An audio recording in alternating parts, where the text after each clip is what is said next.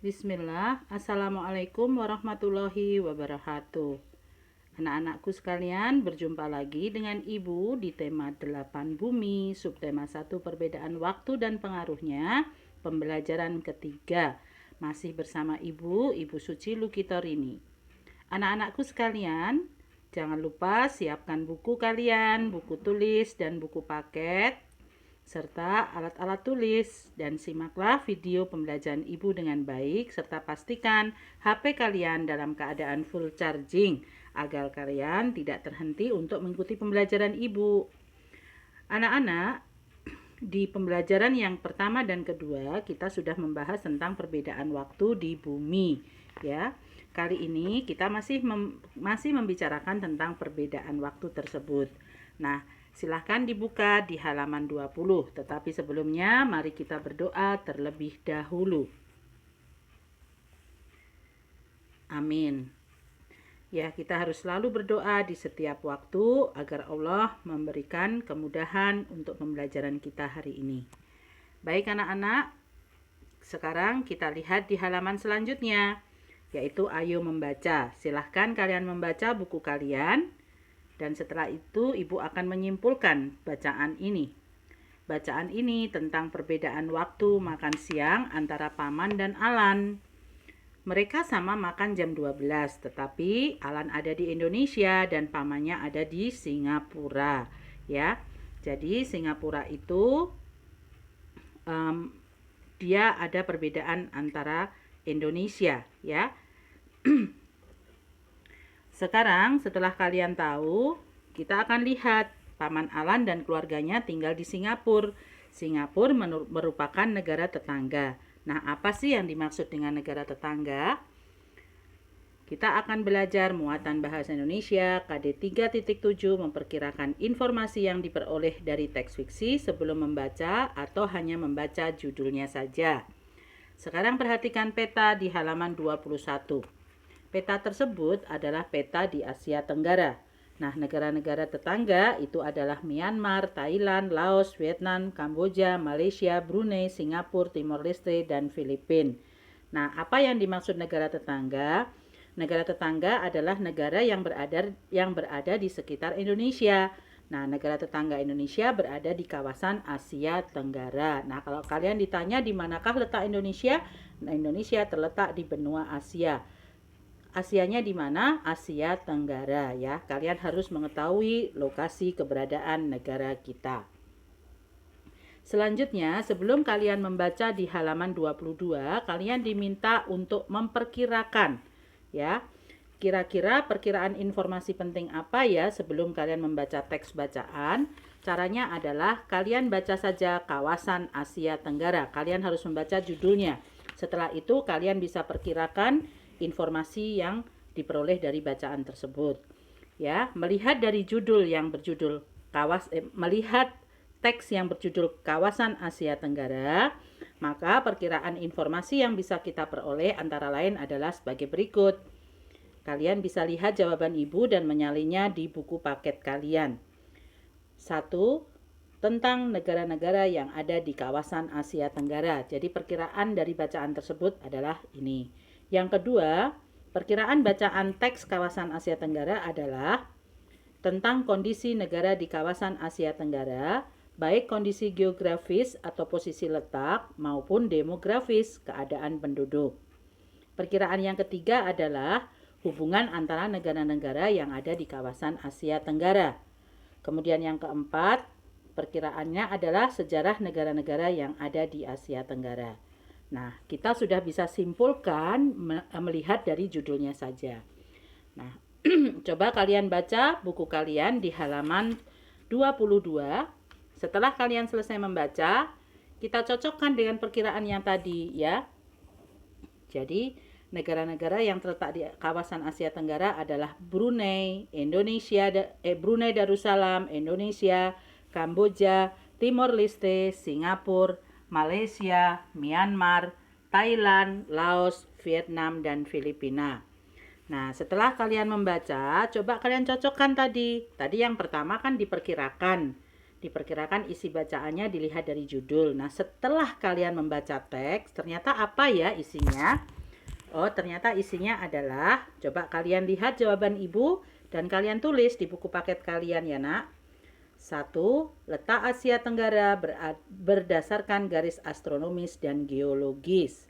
Yang kedua, tentang kondisi negara di kawasan Asia Tenggara secara geografis. Yang ketiga, persamaan antara negara-negara di kawasan Asia Tenggara secara geografis. Dan yang keempat, akibat letak geografis terhadap cuaca dan kesuburan tanah negara-negara di kawasan Asia Tenggara. Ya, hampir mirip ya Nak ya, perkiraan sebelum membaca dan setelah membaca teks. Nah, kita bandingkan. Ada beberapa persamaan dan perbedaan perkiraan informasi penting sebelum membaca teks dengan informasi setelah membaca teks. Persamaannya tentang kondisi negara. Kemudian perbedaannya tentang apa? Tentang letak. Jelas, letak Indonesia berbeda dengan letak Singapura, ya. Letak secara astronomis, ya. Kemudian juga berbeda dengan secara demografis. Nah, letak geografis terhadap cuaca dan kesuburan tanah. Nah, perkiraan informasi sebelum membaca lebih bersifat umum.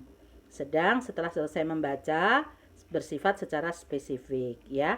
Jadi perkiraan, oh ada judul nih, kawasan Asia Tenggara. Oh, pasti tentang letak. Pasti tentang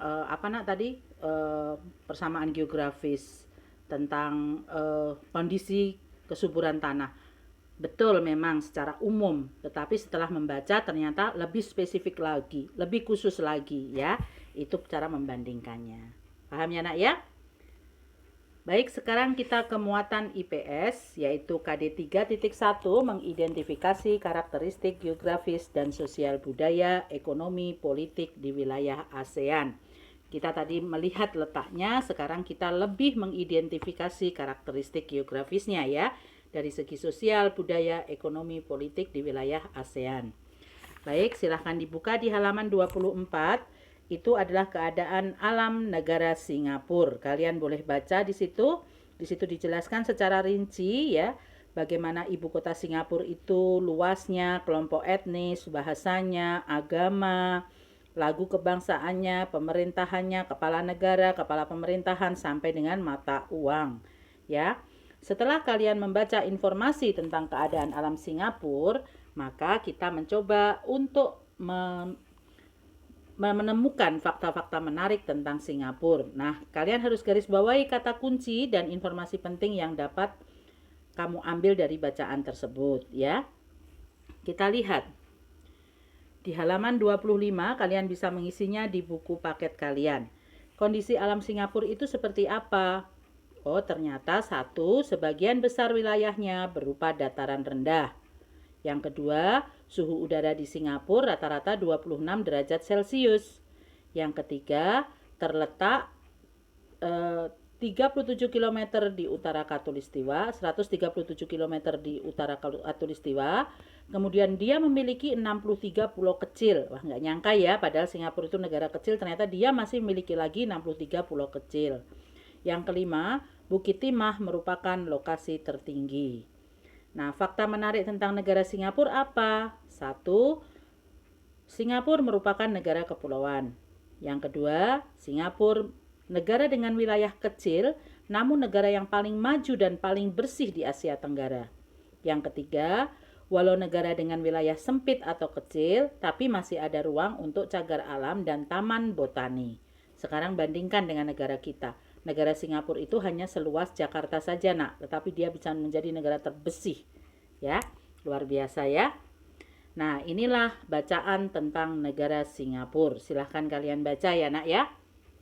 Nah, setelah kalian membaca di halaman 26, kita mencoba membahas pertanyaan-pertanyaannya. Yang pertama, tulislah hal-hal positif yang dapat kita contoh dari negara Singapura. Dia adalah negara maju. Dia adalah negara salah satu tujuan wisata di dunia. Dia menjadi negara terbersih di dunia. Bukan hanya di kawasan Asia Tenggara ya. Terus warga Singapura ini taat sekali terhadap peraturan. Bandingkan dengan di Indonesia. Ya. Kita kadang-kadang keluar saja tidak memakai helm. Kita membuang sampah sembarangan. Kita menebang pohon sembarangan. Ya. Jadi banyak sekali perbedaannya ya. Sekarang pertanyaan yang kedua. Menurutmu, mungkinkah negara Indonesia menjadi salah satu negara terbersih di dunia seperti Singapura? Mungkin saja. Indonesia bisa menjadi negara terbersih di dunia. Ya. Nah, pertanyaan berikutnya, apa yang harus dilakukan oleh masyarakat dan pemerintah Indonesia untuk mencapai tujuan tersebut? Jawabannya adalah tingkat kesadaran warga Indonesia harus ditingkatkan. Mulai dari siapa? Mulai dari diri sendiri. Baru kemudian keluarga, lingkungan, dan kemudian masyarakat serta negara ya. Yang kedua, tingkat pendidikan warga negara harus terus ditingkatkan. Benar, semakin tinggi orang berpendidikan, maka dia akan semakin bisa berpikir dan dia tahu betapa pentingnya melestarikan sebuah hutan, melestarikan sebuah lingkungan yang bersih. Tanpa ilmu mereka tidak bisa apa-apa ya. Kemudian yang berikutnya, pemerintah Indonesia harus membuat peraturan yang ketat. Benar, saat ini sudah mulai ya dibuat peraturan ketat seperti lalu lintas saja sekarang sudah dipasang plang-plang tiang-tiang elektronik yang tanpa polisi pun bisa dikendalikan lewat satelit ya. Jadi bisa melihat, maka kalian harus mengingatkan Abi atau Umi apabila keluar rumah harus memakai helm, memakai masker dan membawa membawa surat-surat penting berkendaraan ya. Yang keempat, menurutmu apakah kebersihan negara Singapura merupakan hasil kerja pemerintah dan warganya? Tentu saja ya. Warga Singapura mendukung program pemerintah dan pemerintah Singapura membuat aturan-aturan yang bermanfaat serta menyediakan fasilitas-fasilitas penunjang ya. Baik anak-anak Ibu, kita simpulkan. Nah, sekarang apa yang dapat kita lakukan? Nah, karena pemerintah Singapura itu membuat peraturan yang ketat untuk seluruh masyarakat yang tinggal di negara tersebut, maka setiap negara berkewajiban untuk menjaga lingkungan, sehingga setiap warganya dapat hidup di lingkungan yang baik dan sehat. Nah, sekarang apa nih yang dapat kita lakukan di rumah untuk menjaga lingkungan?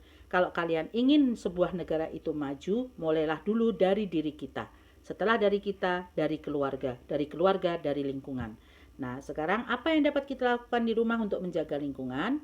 Membuat tempat pembuangan sampah. Jangan sampai sampah itu berserakan di mana-mana, karena akan menimbulkan bau tidak sedap dan lalat ya.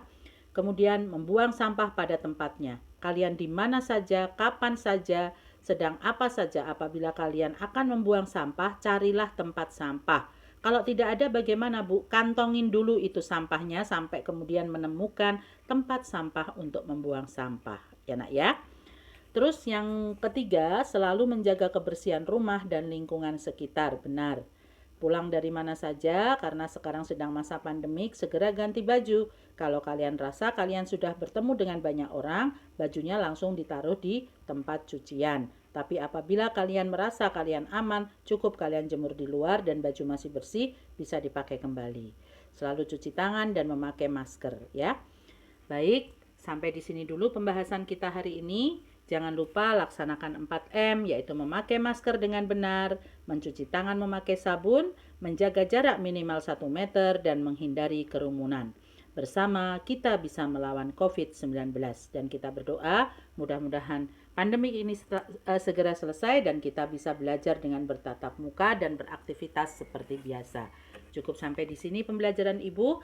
Assalamualaikum warahmatullahi wabarakatuh.